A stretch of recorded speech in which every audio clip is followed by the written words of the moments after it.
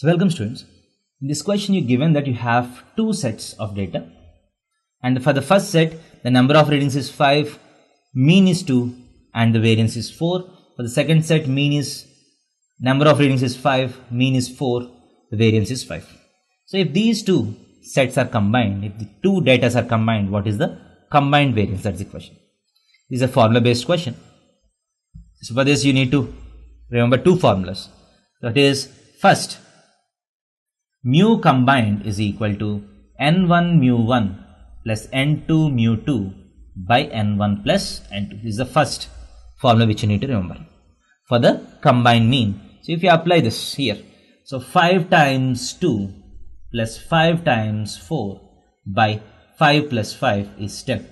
That is equal to 5 gets cancelled. So 2 plus 4, 6 by 2 is 3.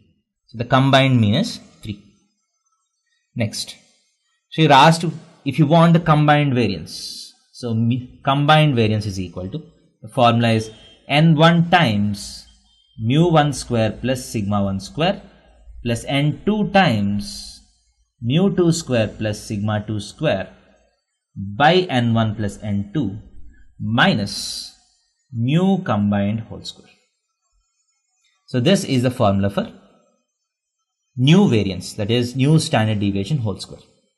So that is equal to, so n1 is 5, n2 is 5, n1 plus n2 is 10.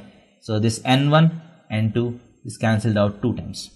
So definitely you're asked, you just need to find mu1 square plus sigma 1 square, 4 plus 4, 8 plus 16 plus 5, 16 plus 5 is 21 by 2 minus mu combined is 3, square is 9.